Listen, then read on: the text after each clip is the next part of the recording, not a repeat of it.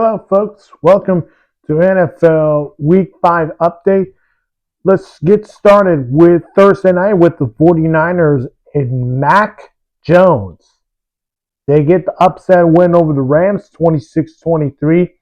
He went for 33-49, 342 passing yards, 2 touchdowns, and a rating of 100.9 rating. 49ers go 4-1, while for the Rams, they slipped this loss. Of course, there were some good moments, but they came a bit short to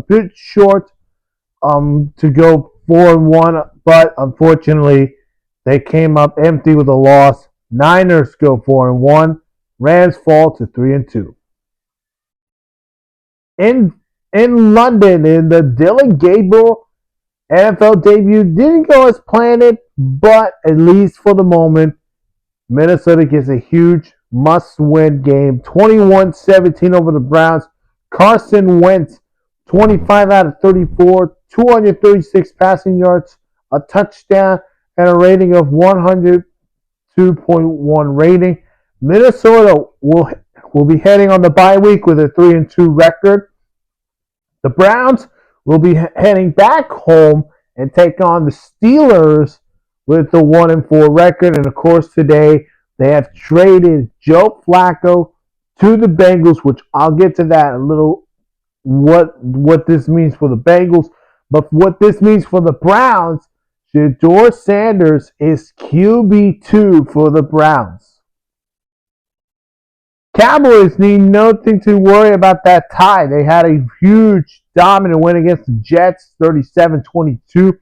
Dak Prescott, 18 out of 29, 237 passing yards, 4 touchdowns, and a quarterback rating of 127.4 rating.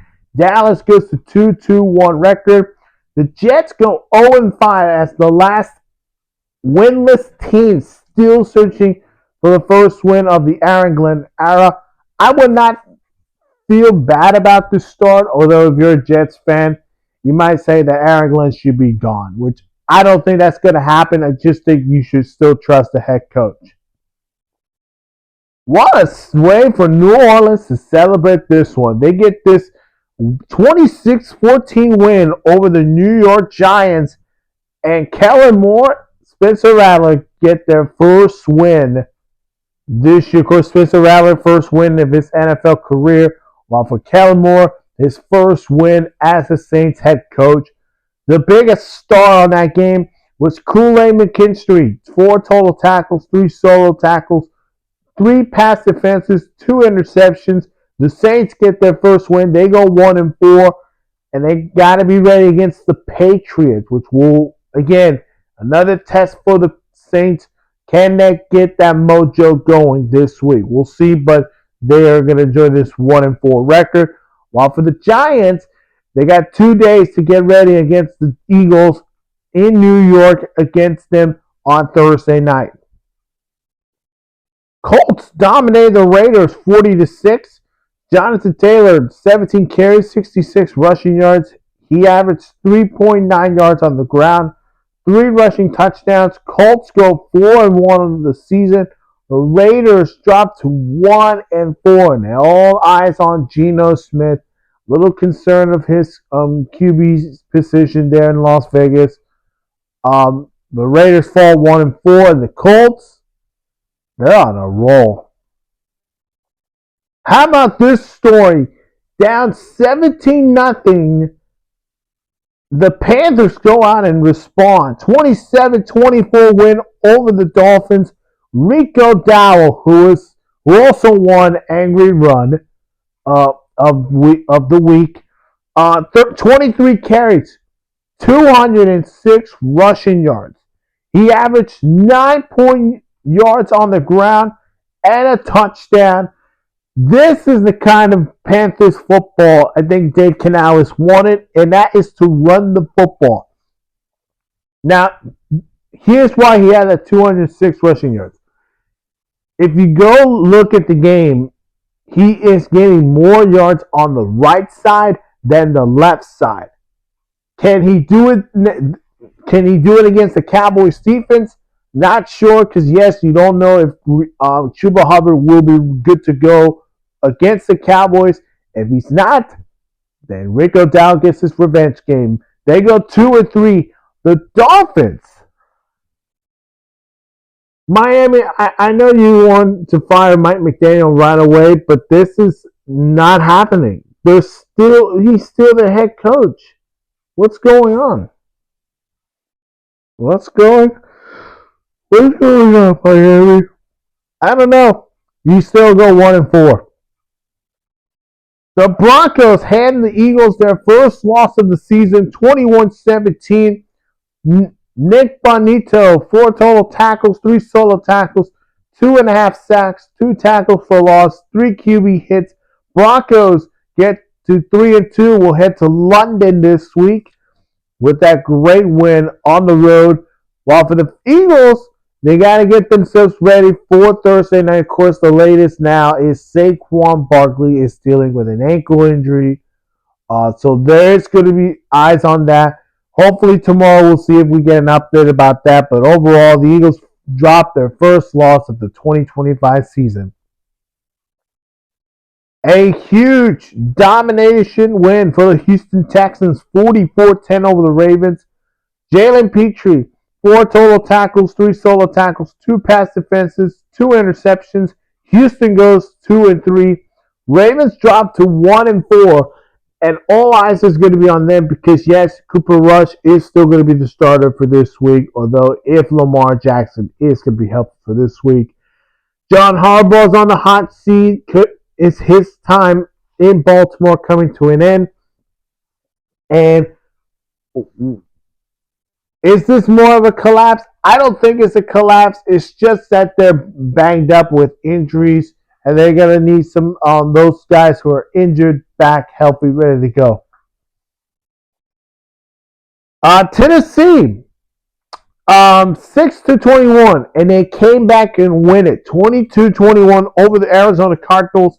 Jeffrey Simmons, 8 total tackles, 5 solo tackles, a half a sack, tackle for loss, 2 QB hits as they win their first game in the Cam Warren era.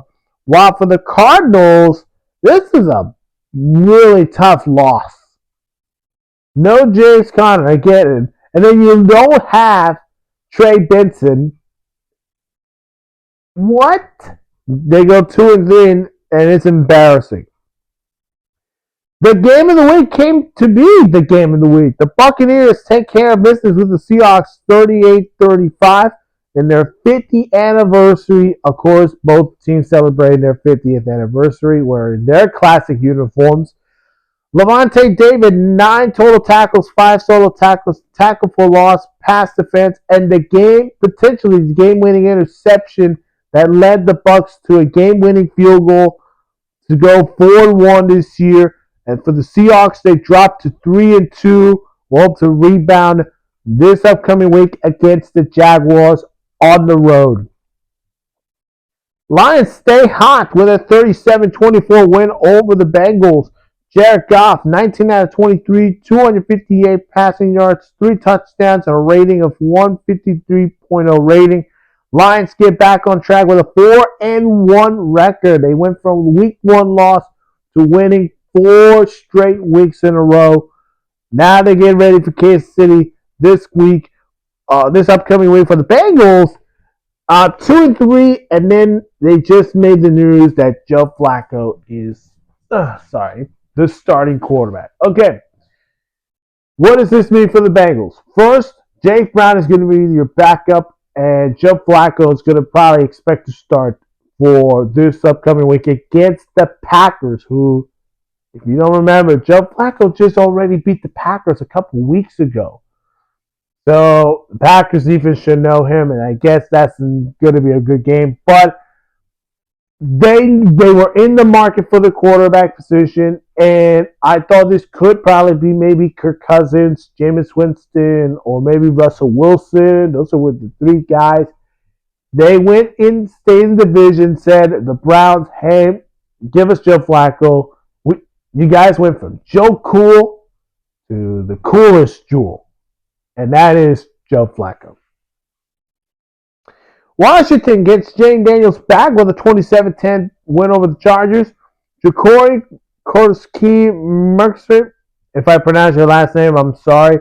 14 carries, 111 rushing yards, 2 touchdowns. Washington goes 3-2. We'll be heading to their next week's Monday night game against the Bears at home. While for the Chargers, they fall to 3-2. So that means the Broncos are in first place in the AFC West, or maybe the Chargers, because yes, they have their numbers. They're 3-0 in the AFC West this year. On Sunday night, the Bills were the last remaining team until it wouldn't, because Stephon Diggs and the Patriots go out and upset them 23-20. Diggs, 10 receptions, 146 receiving yards, and he has been targeted 12 times. Patriots go 3-2. What an impressive win for them. And for the Bills, it's a 4-1 record, but they got to head to ATL to take on the Falcons on Monday night. Of course, this will be their big game before going to the bye week, and then after the bye week, they have to go back on the road to Charlotte, take on the Panthers, which I will be there. And it's not what you guys are going to think about. And then finally, the Jaguars go out and said, you know what? A lot of teams were down 17 plus points, so let's do it. They were down 14-0, and they go out and win it. 28-31 Jaguars. Devin Lloyd, 2 total tackles, 2 solo tackles, a pass defense, QB hit, a pick, and a touchdown. The pick was a 99-yard pick six. And the Jaguars stay 4-1 record. Well, for the Chiefs, they're 2-3. Nobody expects that to happen. So now they got to get back home, get ready for their biggest test against the 4-1 Lions in a must-win game. And that's it for my NFL Week 5 update.